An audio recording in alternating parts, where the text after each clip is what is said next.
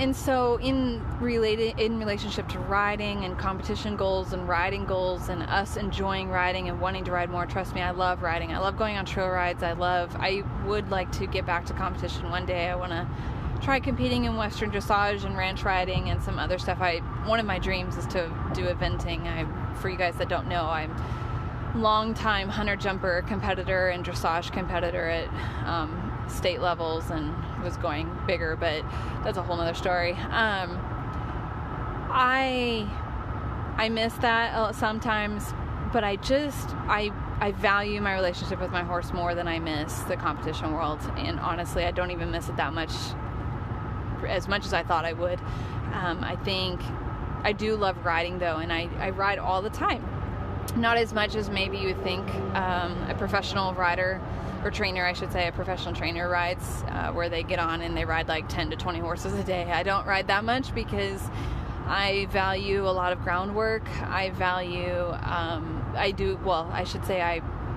of my big focuses, my priorities is on behavioral modification and trauma work and all that. So a lot of what I do isn't centered around riding for that purpose, not because the horses are choosing not to be ridden and stuff like that. I really find a lot of joy in doing that other work, so that's what I focus my time on. Hey there, I'm glad you're back for another episode of the TWE podcast. If the audio is a little bit off, I apologize. I'm usually driving in my car when I record these episodes, so I try and keep them as clean as possible, but sometimes I can't help it. Hopefully this episode is really helpful and inspires either questions or just a thought process. And I would love to hear back from you about how this podcast episode, or my podcast episodes in general, have impacted your life and your relationship with your horse, if you feel like you'd like to share. You can always check out more information about The Willing Equine on my website, thewillingequine.com, where I talk about different things on my blog. I share about my social media platforms, and I also offer training services and things like my foundation course, which runs every 3 months. So if you'd like to learn more, head to my website. Otherwise, keep listening, or actually, you know what? Wait till after the episode to check out my website, because I would love for you to listen to this episode, and I'd love to hear back from you on it. So keep listening, and I hope you enjoy.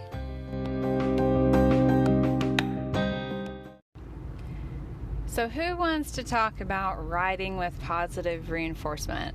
I got this question not too long ago from a new student of mine, and she was saying that she was requesting that I talk about riding with positive reinforcement focused training, and how she'd wished that it was talked about more and that there were more resources available about it, and she wanted to kind of hear me talk about it. So here I am. So first, let's get the big question out of the way. Can you ride with positive reinforcement? Absolutely, yes, you can ride with positive reinforcement. Does it look the same? No. Is it going to get you to competition levels and be able to do things like barrel racing and show jumping and endurance rides and all of that? Possibly. It depends. It depends on a lot of factors. So, and honestly, you know, I've written about this before on my blog. I've written an article called Competition and the Autonomous Horse, and I've also written another one about riding with R+. And so you can also reference those blog articles. They go into some aspects a little bit more detailed. But first, I guess, you know, we'll set the competition stuff aside for later. We'll talk about that at the end of the podcast and kind of my take on it. And then, but first we'll talk about what it looks like to ride with positive reinforcement. I think a lot of people get concerned because they see a lot of stopping, right? So we click, the horse comes to a stop, we take them their food. How are you supposed to ride for any length of time if your horse is constantly stopping for food? This is different, obviously, than negative reinforcement training, where there's no stopping unless you've cued a halt, and then it's just a temporary behavior that has been cued, and then there's the release from pressure. At that point, you sit down into your seat, and then you can gently pull back on the reins or say whoa, or whatever your set of cues are to indicate to the horse that it is time to come to a stop. And then you release those cues, so pulling back on the reins or whatever it is, to indicate that the horse has successfully accomplished the behavior that you were looking for. So you applied a pressure and then you released it. This is negative reinforcement. And you achieve a halt that way. And the halt, while the horse is in that halted position, should alleviate or be a continuation of the release from that pressure. So it's kind of like a temporary release from activity, from forward movement at least, and also from pressure. But it is not rest, right? So a halt doesn't equal rest, and there's still criteria involved. It's still a behavior that's being performed. There are, however, certain types of riding where often the rider sits on the horse for extended periods in a more restful position. But I would also argue that this in itself is not true rest for the horse. It's not true release, because the horse is still expected just to stand there. If they were to start moving, then pressure would be increased, or they might even be punished for moving forward or backwards or sideways or whatever it is, or trying to eat grass, right? So there's still criteria built into this behavior, even though it may look more restful than, running a barrel pattern. It is still a behavior that we have criteria centered or built around, and that we expect the horse to perform. So it's not truly restful for the horse, and it's also not a behavior that has autonomy, or the horse doesn't have autonomy in that situation. So it's not a complete relief from pressure. There's still that expectation there, right, built in, which is perfectly fine. There's nothing wrong with that, but I just wanted to clear that up, that a halt is not rest, that a halt is a behavior that is being performed to a certain cue set and has a criteria around it. So all of this shows us that the halt for positive reinforcement is very much the same, that there's criteria, that it is a behavior being performed, that there are certain cues involved and such.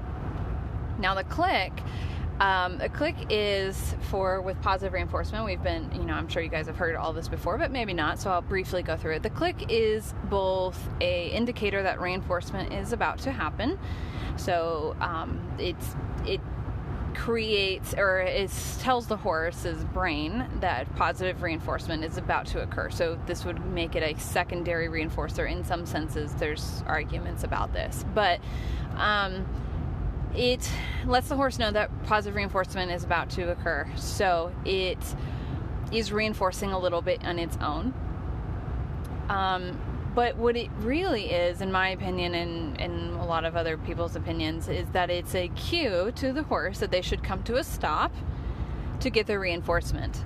So instead of come to a stop for the release from pressure, whatever like that, it's a cue that says, it's time to come to a stop so I can bring you your food so you can get your positive reinforcement. So it's a cue. So the click is a cue. And that was a long way to come to that conclusion. The click is a cue to the horse that it's time to receive the reinforcement. So when we're riding, and so the cue is also, though, a marker. This is a really important part. The click is a marker that about what it was that received that positive reinforcement. So they're trotting along and we see the perfect trot moment, right? And we click it and they're like, yes, got it. And they come to a stop so they can receive the reinforcement, because remember, the click is a cue to come to a stop to get your reinforcement. Because I don't know if you've tried it, but trying to feed a horse at a trot while you're on their back is basically impossible. So you have to do it from a stop.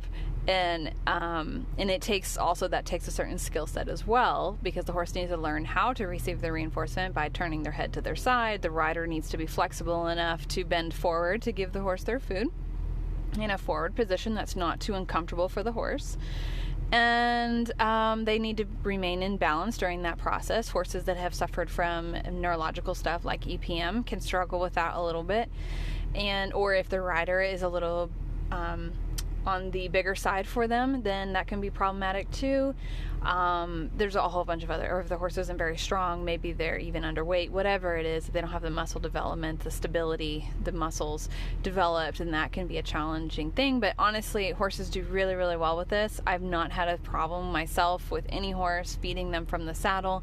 It's actually quite easy, but I am really tall, so I'm just, that kind of gives me an added, I have long arms and a long torso, so that helps me quite a bit. But I do have riders that are shorter that have no problem either. So it's definitely something that can be achieved for any rider and any horse, and it's not all that challenging to do. It just needs to be taught to the horse, and I usually start teaching this from the ground first. I teach them how to get their reinforcement from the side of them, wrapping their neck around to the side by the shoulder, and then I move to the mounting block, and I pretend as if I was riding them and teaching them to bring their head around to receive the food where a rider might give it to them, and before I move into the saddle. And I actually have a YouTube video about this if you want to watch that.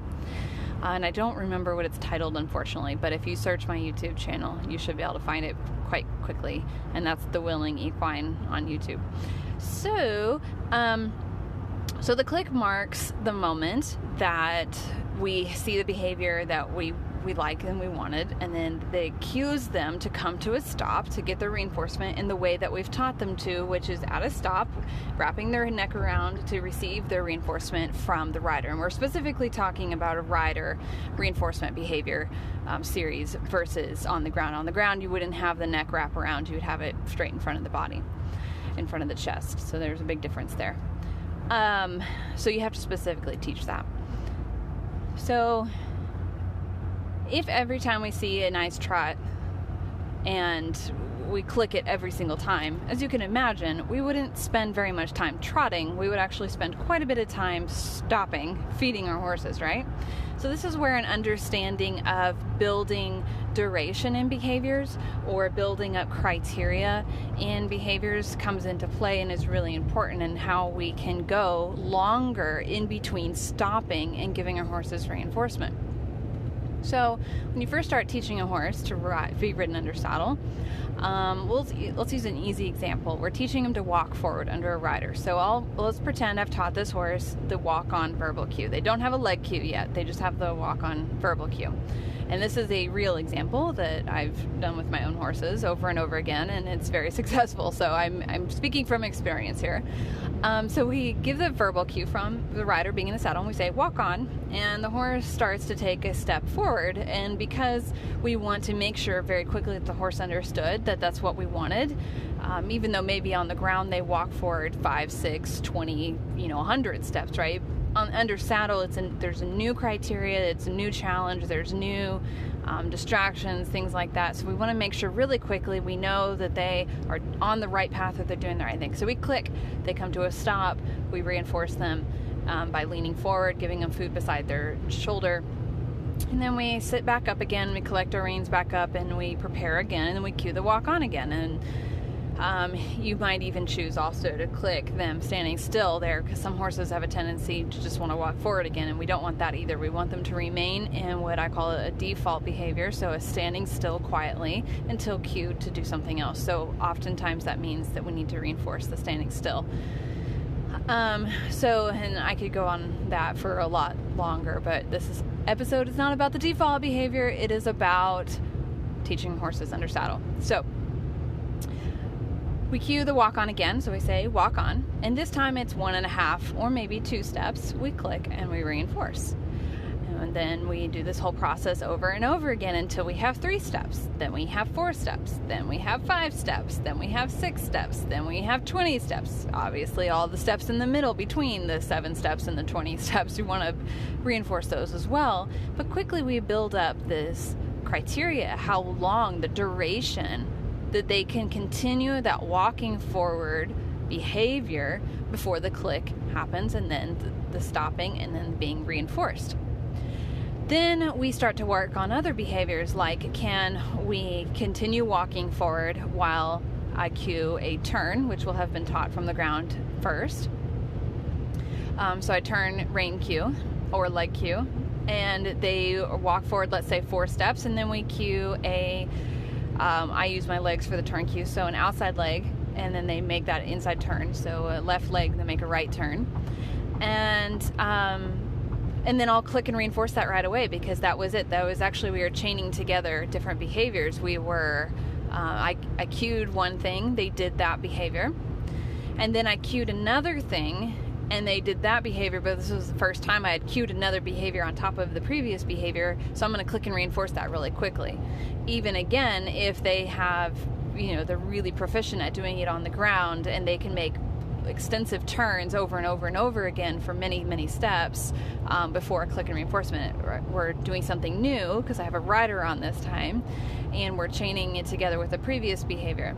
Now here's the thing, so we might think, but what about the walk? We didn't reinforce the walk, but they did it right. So shouldn't we have reinforced that and then asked for the turn? And so then we would have had 2 clicks. We would have had the walking on, they walked 4 steps, we clicked and reinforced, and then we cued the turn, and then we clicked and reinforced that. 2 things about this. One, I only teach those turn cues. Well, okay, you want them to be moving forward for that turn cue, so it has to be built upon itself. Just like in traditional riding, you need the forward momentum, and then you cue the thing on top of it, and it creates this nice forward moving bend behavior. So I do want it to look a lot like my traditional riding, as far as I want to, I want it to not look completely foreign. And I do think there's a rhyme and a reason to why a lot of what has been taught under saddle traditionally is beneficial and good. It's just that I'm choosing a different path to teach it, how to get to that point, let's say. So the other part of this is that because I've taught the turn cue, my leg cue, with positive reinforcement from the ground, that behavior has been associated with positive reinforcement. So by cueing the turn cue after the walk-on cue, I am, in a sense, reinforcing the walk-on cue, because I'm doing something else that is reinforcing. So if the walking behavior has been reinforced, it's reinforcing. So cueing the walk-on from the standing still patiently is reinforcing the standing still patiently, or just patiently is a little bit of a label. So I'm going to define that. I'm going to define it as 4 feet still in a square-ish position with head in front of the chest, quietly standing there with a pleasant expression on the face. So we're standing there quietly. I cue the walk on. I just reinforce the standing there quietly, because they got the next thing that will get reinforced, which is the walk on. So then we're going to, instead of then clicking that walk on, we're going to say, all right, let's do that one more time. We're going to reinforce the walk on with cueing the turn, which will get reinforced. So we've now reinforced the standing still quietly, then we've reinforced the walk on, and then we've reinforced the turn. And so we're piecing together behaviors. We're reinforcing previous behaviors with new cued behaviors, but here's the thing, they have to be trained with positive reinforcement. They can't be necessarily mixed or with negative reinforcement. So if you cue a behavior that is has been trained aversively for the horse after a positive behavior, a behavior that's been trained with positive reinforcement, I can't definitively say for every single horse, but technically it shouldn't reinforce the previous behavior, because it's not a positively trained behavior. It comes with a different set of contingencies. So the thing with this process is it has to be positive reinforcement trained behavior on top of a positive reinforcement trained behavior on top of a positive reinforcement trained behavior, and you just keep going. So we can technically build up these chains or sequences, or just these series of behaviors on top of each other, to be quite a long and extensive process of cueing and reinforcing before we get to the final click and primary reinforcer, which is the food. And this is how we ride with positive reinforcement. The primary reinforcer gets backed up further and further and further down the series of behaviors that have been taught with positive reinforcement, so that we're not clicking and reinforcing so often. However, I will say that there will be absolutely times we need to go back and click for that standing still, all 4 feet squarish, with the head in front of the chest, with a pleasant expression on the face, and calm and patient, right? We'll need to go back and use a primary reinforcer, so a click and a reinforcement with that fairly, we need to go back and reinforce it so that it doesn't ever lose its value, because they will start really wanting to offer that one behavior that gets clicked and reinforced more often than the other ones that don't always get clicked and reinforced. So we need to find balance. Sometimes we cue and we reinforce it by cueing a different behavior, and sometimes we cue and we reinforce it with a click and food, or scratches. If your horse really likes scratches, that's another reinforcer for many horses.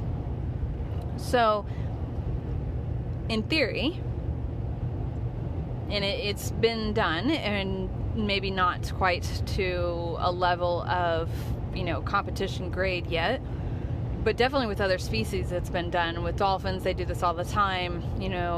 Seals, dogs, agility. So agility is a really good example of this. Dog agility, that's where they teach dogs to run a series of obstacles with very specific criteria. They can't jump, they can't knock over the fence rail. It's very much like jumpers, horse jumpers. They need to go through, it's actually probably a little bit more, it's like a combo of like horse jumping and like a venting or something like that. But they go over different obstacles, and they have to go up these big frames, and they have to touch their front feet. I believe it's just the 2 front feet to a yellow square at the bottom of these frames, so that it's a safety precaution. So they teach the dogs to complete the object fully without they don't want them to jump off the top of the A-frame, or the dog walk or the teeter. So they complete these obstacles. They have to touch the bottom of the frames, and they move on to the next one. They have to perform they don't obviously know what am I even trying to say? Okay, the course is different each and every time, so they're responding to the handler's cues on the fly at a very, very quick rate, like very, very fast. These runs are not long at all. They're very fast. So there's all different types of crosses and different cues and verbal cues and hand gestures, and there's no contact with the dog. There's no equipment allowed on the dog at all. No leashes, no collars, no shock collars, no nothing. They're just naked dogs running, responding to verbal and visual cues from the handler. And the handler's not allowed to touch the dog either. So, and they have to, it's a very complex course with front crosses and rear crosses and all kinds of stuff, figure eights, and they have to run through weave poles where they dodge in and out of these little sticks in the ground that are in a perfectly straight line, which totally messes with the depth perception and like all of that. So it's a very complex process, but these dogs can run the whole obstacle. So originally they're taught, so they can run the whole course without ever being clicked or reinforced. Now the owners will say good boy, good girl, or whatever during the course, which could be considered like a keep going signal, which just basically means like keep going, you're going to be reinforced. The name kind of explains it, right? You're going to get reinforced, just keep going, you're awesome, you've got this, keep doing your thing. The reinforcement is coming. But really, it's just a long series of behaviors all pieced together until the very, very end, where they run back to their crates. They're not even allowed to have food at the end gate. They run back to they can have toys, but they run back to their crates, and they'll play tug, or they'll get a big jackpot of food, and it's just, the dogs have a blast, right? I used to compete in agility, so that's why I'm familiar with it. But initially, when you're first starting off with a puppy or an adult dog, and then they're just a novice at agility, the behaviors are very simple and small. It's can you touch, or can you walk down a flat plank that looks like a dog walk, but it's lowered on the ground, and touch the yellow square, or can you walk beside me? Now can you stay at the start gate? And we click and reinforce just staying, right? We start with the most basic of things, which is just stand there or sit there and don't move. So that would be like the default, or a halt. So we have to start there, and we click and reinforce every time, and then we build up, to now can you stay at the end gate and then come to me when I call you, which is, for a lot of dogs, one of the most challenging parts of the whole course, because they want to just go investigate the dogs that are on the outside of the ring so that they can see all these new crazy dogs, the fun dogs, or they want to go check out the judge, or maybe they're even scared of the judge, which happened to me more than once, I will admit, where the dogs want to run over the judge and start barking at them, or they want to bolt out of the arena because they're terrified. So there's so many, or they start sniffing because the ground smells amazing because there's all these dogs running on it. I mean, they're a very smell-oriented species. So there's a lot of distractions going on. So that stay to a basic come is key. And so we start building these pieces together until eventually we have a full-blown course that we then take to, and we start off with this at home in a contained environment where everything is calm and we can keep the dog focused, and then we start adding in distractions. Maybe we take it to a group class, and then we take it to different fields, and then we take it to a parking lot, and then empty parking lot. Then we take it to a test trial run kind of thing, not a true competition, and then we take it to an actual competition, but we just enter into like a novice level, and then we start to work our way up. This same process can and should be used and should work for training horses with positive reinforcement in the same way, where we just gradually build up criteria and build up distractions, and we start off with the most basic, and then we start putting together different behaviors, and, piecing them together, having one after another as we cue them, and then we get to the end of the round, and then it's just this big reinforcement. Now, there's added levels of complexity here in that horses are a different species. That's kind of the elephant in the room. Horses are a different species. So maybe some of the things we ask them to do in the competition rings are not realistic for their species when they are not in a fear state. So I'm of the belief, and I know I'm going to get some hate for this, or some people are like, I don't know about that. But just think about it. There are, I think, a lot of competitions and stuff that we do that are based off of the horse responding out of a flight response. So they're running because otherwise, if they don't run fast enough, the spur comes on, or the leg kicks harder, or the whip comes out, right? If they don't run fast enough, there's a consequence to it. And it's not a positive consequence, meaning that the bigger treat comes out if they run faster. No, it's that things get harsher for them. The world gets a little bit scarier for them if they don't run fast enough. So these sports depend on, in the traditional training sense with pressure and release and use of punishment and stuff, that the horses be running through a flight response. So we're used to competitions where horses are running on a flight response, so their fight, flight, freeze response, right? That's what I'm talking about, is on overdrive, and that's how they're winning competitions, and that's what all those horses walking into the arena are running on. So are these competitions going to be possible when there's no more threat of the world getting scarier when they don't run faster? The answer is I don't know. I don't know. And part of me wants to say no, that probably not. Probably knowing the species, knowing who they are, knowing them, that they're a very peaceful species, that they don't really run unless they're in a flight response. Usually, I'm going to say usually, because I have seen some horses, I have seen them where they actually do love to run. And that's kind of where I'm going, or could be considered anthropomorphic, saying they love to run, but honestly, I don't have any other explanation for it, and maybe there is another explanation for it, but they seem to find running in itself reinforcing for them.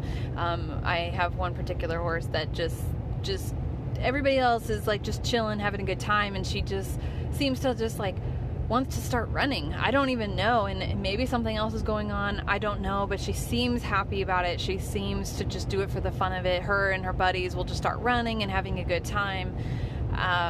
They're in pastures 24/7. They've got all the forage they would need. They've been in a stable herd environment for a long time. Nothing seems to change that indicates to me that it's a stress response. Like I'm trying to tell you that I've really analyzed this, and I'm not going to definitively say they do or don't love something. But it does seem to me that some horses do enjoy things like that, and we've bred them for that, so that's okay. But I think the majority of horses wouldn't actually choose to run a jumper course, let's say, or a barrel racing course on their own without that, if we took away everything, I'm sorry if my audio is really messed up here. I'm on a highway, but it's very loud. So if we took away all threats, as far as there would be no, I would not put the leg on harder. I would not add a spur. I would not add a crop. I would not do anything. I would cue you one time to go forward at a certain gait, like a canter, let's say. I would cue that one time, and you do you. If we took every other possible consequence out of the equation, would they go and do it? I don't know. I don't have an answer for that. I don't think many of them would. And I think if you really thought about it and really thought about your horse's entire learning process and their learning history and what has happened in the past if they didn't run fast enough, like even maybe now you're not doing anything, but what about in the past?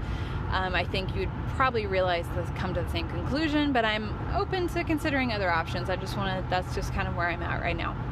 I do think though that it is possible to teach horses with positive reinforcement to do a jumper round. Like, I'm not saying that that's not possible, or a barrel racing round. I think that was absolutely possible. Barrel racing, I think, is one of the most possible competition disciplines out there, because it's a fixed pattern that is short and all of that. I think what is probably not possible, though, without the fear aspect or the flight aspect, is the speed at which it's done. I don't know that horses would choose to run it at that speed. But that's, again, we're in the infancy of figuring out what is and is not possible with positive reinforcement in training competition horses and horses for sports and stuff like that, and in general. But going back to my original point, it's still possible to ride, though. Like, all of this is possible. All of this is doable. All of this is being done. I think we don't see a lot of it on a daily basis in social media and all of that. We don't see horses at competitions, being trained with positive reinforcement because, one, it's still pretty new. So the time it takes to put into training this level, that level with positive reinforcement, is quite extensive. I don't think it's necessarily any more extensive than if we were to do it traditionally the correct way. It's definitely going to take longer than if it's the rushed shortcut way. Positive reinforcement is longer than the rushed shortcut traditional way.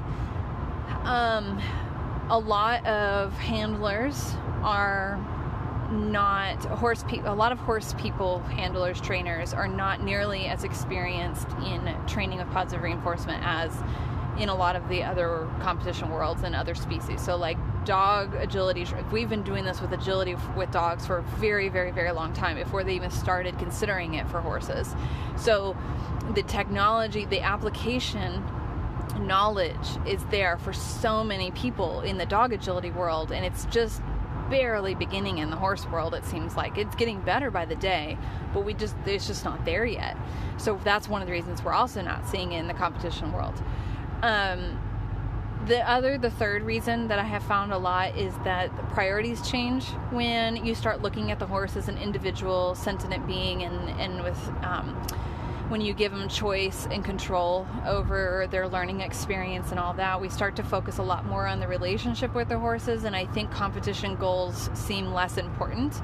That doesn't mean that you can't compete. It doesn't mean that competing is bad. It just means that I think a lot of people choose to not achieve those goals anymore once they've started training with positive reinforcement, like myself, and I think that's perfectly okay. I don't see we do it because we love horses, and we do it because it's for fun. We don't make money at this. Like, we certainly don't,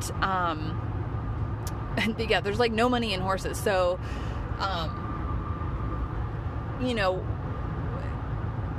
pressuring somebody into competing their horse when they would just much rather enjoy them out in the pasture seems really silly to me. So I have a pet peeve about that. But so, and then I guess one of the last, I had another point that I wanted to add, and now I'm forgetting it. So riding, absolutely possible. I think a lot of people just choose not to ride as much. Oh, okay, this was the last point I had. I re-triggered it. My brain. Choice and control in riding. I think a lot of people get worried. I know I did. Oh my gosh. Oh boy, did I really get hung up on this. Like that if I gave my horses a choice to be ridden or not, they would never choose to be ridden. They would never choose to do anything I wanted them to do. If I gave them the option, then they would just hightail it, right? And first of all, that kind of speaks a lot to myself personally, and just like my need to control things, and also an insecurity. I think if we are so worried that our horses will reject us if we give them the choice, then I really wonder like what it is that we're doing. Like, why are we, I don't know, like that should be a red flag, right? If we can't let go of control because we know or feel deep inside that our horses will reject us and it won't want to do anything with us, if we do give them that choice, so we don't give them the choice, but we still say we love them and that they're choosing to, like, or if he didn't want to work, he wouldn't, right? He's big enough, he wouldn't, like, it's all really mixed up. There's a bunch of psychological stuff happening there, and it was happening for myself, and I see it happening for a lot of other people. I think there's deep-rooted issues there. I think we want to control these animals. I think we want to control their expression of love towards us. It's almost like we need them to choose us, to love us because we say they do, and so we're going to make them do it, because otherwise, what are we doing here? Are we even who we say we are? Like, what is the meaning of life? Like, it's all this wrapped up in our self-worth and our understanding of ourselves, and this whole thing called horsemanship and being equestrians, and it's just like this big, messy, psychological disaster that's happening.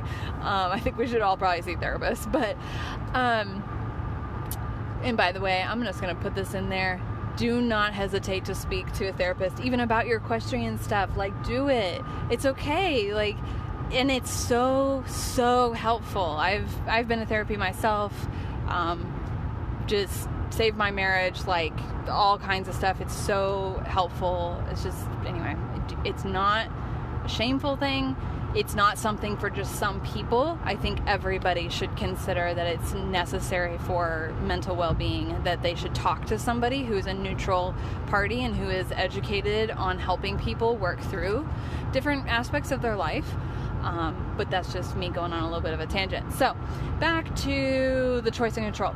100% I can tell you that your horses, the more choice and control you give them in the training, not just in riding, but in everyday life and everything, at first they will say no. At first they will say no, they will say it often, they will say it loud, and they will say it clear, and it will feel terrible. It will feel like you have lost your horse. What is going on? Why do I even have horses? It's going to be a little bit of a wreck. Not for everybody, but for a lot of people. And then they say yes. And the first time they say yes, oh my gosh, it feels so good. It feels so good, and you're just like, okay, I'm doing this. We're doing this. Like, this is possible. And then they start saying yes a lot, and then they don't stop saying yes, and you're like, no, Tiger, I can't ride today. and it just is this total flip. It's this total switch in your relationship, and they will start to say yes. They will start to say yes if you respect their no. And so in relationship to riding and competition goals and riding goals and us enjoying riding and wanting to ride more, trust me, I love riding. I love going on trail rides. I would like to get back to competition one day. I want to try competing in Western dressage and ranch riding and some other stuff. One of my dreams is to do eventing. For you guys that don't know, I'm long-time hunter jumper competitor and dressage competitor at state levels, and was going bigger, but that's a whole nother story. I miss that sometimes, but I value my relationship with my horse more than I miss the competition world, and honestly I don't even miss it that much, as much as I thought I would. I think I do love riding though, and I ride all the time. Not as much as maybe you would think. A professional rider, or trainer, I should say, a professional trainer rides, where they get on and they ride like 10 to 20 horses a day. I don't ride that much because I value a lot of groundwork. I one of my big focuses, my priorities is on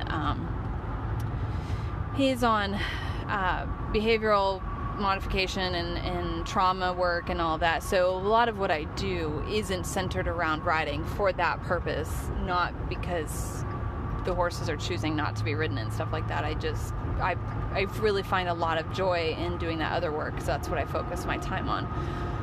But yeah, so kind of to sum this all up, to wrap it all up, riding is possible. Riding is absolutely achievable with positive reinforcement.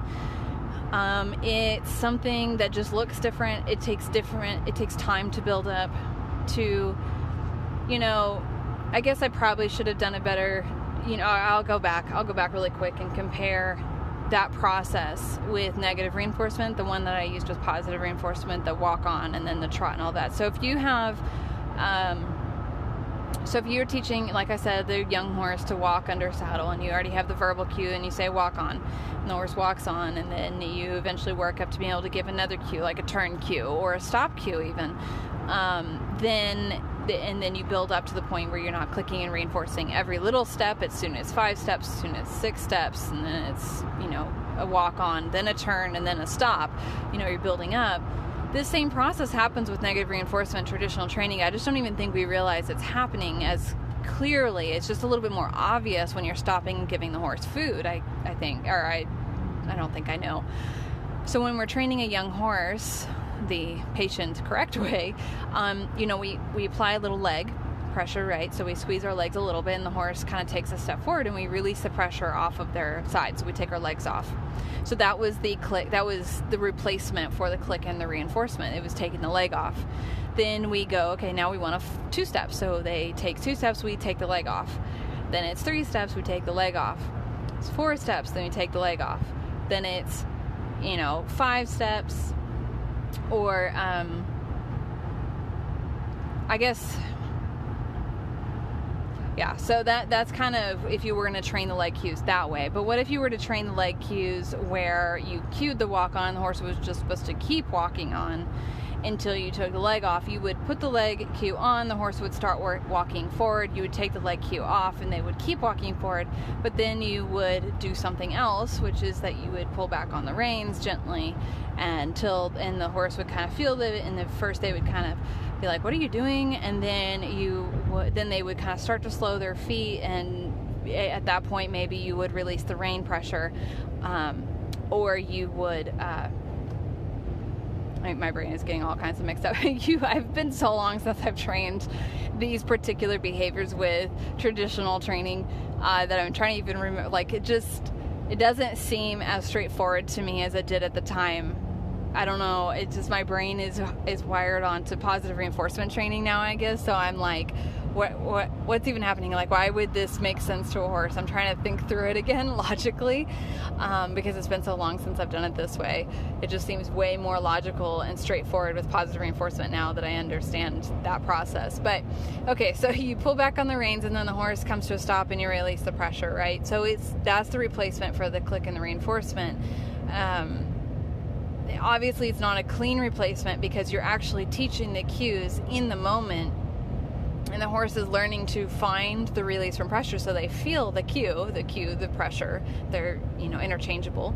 So they feel that, they feel the cue, they feel the pressure, and they're like, okay, what does this mean? What does this mean? And they start looking for the answer. They start trying different things until they happen upon the right answer, which would be, in this case, coming to a stop. And then they get relief from the cue, aka the pressure, and they know that was the answer. When they feel pressure on their mouth again, they need to come to a stop. So with positive reinforcement, you would first shape that behavior independently. You could do different processes. You could use a target to teach the horse to follow a target. So they would, first look at the target, click and reinforce, then they would step towards the target, click and reinforce, and you would build up, right, to where they're following the target for multiple steps, click and reinforce. Now we have to teach them to come to a stop when they see the target starting to slow down. And so you would start to slow it down, they slow down, click and reinforce. Then you slow it down some more, they slow down more, click and reinforce. then you go back and do that again, and this time you bring it all the way to a stop, and their feet come to a stop, click and reinforce. Okay, now you've taught your horse to come to a stop with the target. Fantastic. We've taught our horse to come to a stop with the target, so now we can start to associate a verbal cue. I like to use the verbal cues because I can transfer them to the saddle really easily, but without the verbal cue, we could do the same thing. It would just need 2 people, but I'm going to go through this middle cue, which is the verbal cue. So now we would have our target, they're following the target, and we'd say, whoa. Let's say that's our verbal cue, or halt, or whatever. So we'll say whoa. So we cue whoa, and they don't know what whoa means yet. But then right then, or right after you say whoa, like within a millisecond, you bring the target to a stop, and they come to a stop, and you click and reinforce. And you do this process over and over and over again until they start to hear whoa and start to slow down their feet on their own, because they know the target's about to come to a stop, and you would click and reinforce that. And before you know it, you're not using the target anymore to bring them to a stop, and you can just say whoa, and they will come to a stop, and you click and reinforce that. So you've just taken out the middle part, right? We'd use the same process later with transitioning out the verbal cue to the under saddle tactile cues, which would be so we would be on the horse's back, and we would say whoa, and then we would gently pick up on the reins, take that back, that was reverse. So you would first pick up on the reins gently, just like very gently, just so they can feel it, and then you would say whoa, and they'd come to a stop, click and reinforce. And you do that process over and over and over again. You pick up the reins, say whoa, they come to a stop, click and reinforce. Before you know it, they feel the reins being picked up on, and they start to come to a stop because they know the whoa is about to come, so they might as well come to a stop and get their click and reinforcement faster. And before you know it, you're not having to say whoa anymore, and you've now got a tactile rein cue, which is if I pick up on the reins, that they come to a stop, and now I don't need to say whoa anymore. So this is how we create those similar traditional riding cues with positive reinforcement, and then we can start to piece all of those together too. So we can have pick up on the reins, they come to a stop, and if we pick up on the reins while they're at the stop, maybe it means go backwards. I mean, you can do whatever you want. You can create it doesn't matter what, you could say bananas and teach them to come to a stop. It really doesn't matter. It doesn't have to look like traditional cues. You don't even have to use reins. You could just teach it all at liberty. You could teach it with a neck rope. You could teach it with a double tap on the side of the shoulder. It doesn't matter what the cue is. This is the beautiful thing about positive reinforcement. It doesn't matter what the cue is. It only matters that the behavior is consistent and the process is consistent of associating that cue. Whereas with traditional training, it very much has to be from the beginning. To a certain extent, you can transfer things later, but to a certain extent, the beginning process, the beginning of the training of the behavior integrates the cue that you're later going to use. You start off with pulling back on the reins or picking up on the reins and teaching the horse to come to a stop, and then later on it's just they start to feel the reins being picked up on, and they just know if they come to a stop right now that you won't pull harder back on the reins, that they can respond faster right now, and the release will come faster. And that's how we get soft and sensitive and responsive cues. So the positive reinforcement process is just different. It just looks different. The way the process of teaching the cue is different. It's taught through seeking out an appetitive versus avoiding an aversive.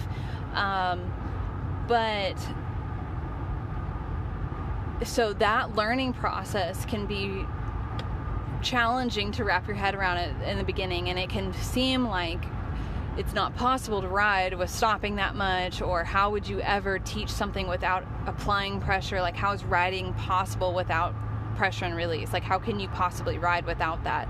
And tactile cues are different with positive reinforcement than the negative reinforcement trained tactile cues, because of the way they are processed in the brain. That doesn't mean that the horse doesn't ever feel contact on their skin or on their face or whatever. It just means that the way that information was wired in their brain is different. So it is not a pressure and release process. It is a tactile cue taught through positive reinforcement. So without giving you I feel like I gave an entire dissertation on riding with positive reinforcement. I'm sure this will lead to more questions and more wanting more information, and like, how do I go about teaching all these things? Like, what about this cue? What about that cue? What about if I want to teach my horse to trail ride? What if I have a crossover horse, a horse that was originally trained this way, but now I want to train it that way? Like, there's so many other factors involved here, and this is, there's only so much information I can put into we're now at the 46 minute mark. So there just needs to be visual examples and stuff like that. So I'm going to leave this episode here, and hopefully this will have at least given you some ideas of how it's possible and how it's just requires a different process, but it's absolutely possible. It just requires the handler, the trainer, the caregiver to be experienced and to learn a new process. And it's not necessarily going to be as easy as, I just start clicking and reinforcing now. There's more to it than that. It's a different process. It's a different way of going about teaching those cues. And it just requires looking at it a little bit differently. But it 100% is possible. You can ride with positive reinforcement. It's a lot of fun. It's so much fun, especially knowing that your horse really wants to be there and they really want to engage with you and offer those behaviors to you, and that they're not just doing it because they have to. So if you want to learn more, if you have more questions, I do provide consultations via my website at thewillingequine.com/services. I'd be happy to talk through anything and offer assistance in any way I can. But to get a more thorough education on this and start preparing that foundation so that you can ride with positive reinforcement, my best recommendation to you is to join my foundation course, which opens up for enrollment every 3-ish months. There's usually a break over the holidays in the winter. But that's the beginning. That's the beginning. You have to learn how to utilize positive reinforcement. You have to learn how to establish those reinforcement behaviors. You have to learn how to establish default behaviors. You have to learn how to teach targeting. You have to learn how to teach verbal cues. You have to learn about stimulus control. You have to learn about all these other factors. And in my foundation course, I teach you about all these without it being overwhelming, and with it being a very step-by-step process that is empowering and also doesn't get you bogged down into the nuanced little details or take you down like this whole it's not emotional fluff and like all of this stuff. It's very practical. It's a very practical application approach. It's very much let's get to the training. Let me show you what it is you need to know, and then I want you to go out there and train your horse. And then you have the guidance from me as well. Through each of the months, we have a review process where you send in videos and I help coach you through that, and there's also live Q&As. And then from there you get invited into my membership group where we go even deeper into all this, and I have all my tutorials about riding and preparing for under saddle work, and I have other courses that are only available to my members. So if that's something you're interested in, you can find more information on my website, thewillingequine.com/foundation. At the time of this recording, the next enrollment is going to be January 2021. So if you just want to start preparing for that and do lots of research ahead of time, that would be awesome. And I would love to see you in that course. But that's a really good place to start. There are also other resources, amazing resources out there. I'm not the only resource for this. But I hope that this episode was helpful and at least gave you some information as to how it is possible, even if it doesn't all fully explain everything or completely alleviate all confusion.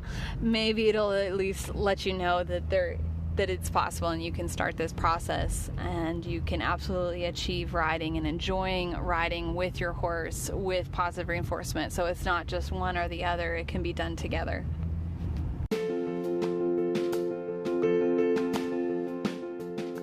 Thanks so much for listening. If you'd like to find out more, head to my website, thewillingequine.com. On there, I have a really extensive blog. I'm a very prolific writer. And I also have an FAQ page. And the FAQ has all kinds of things. It has questions and answers about training and about my training specifically, as well as just general about working with positive reinforcement. There's also sections on there about health and behavior. So all of that. I'm also on a lot of different social media platforms, Instagram, YouTube, Facebook, so check those out. And I'd love to hear from you, so don't hesitate to email or send me a message.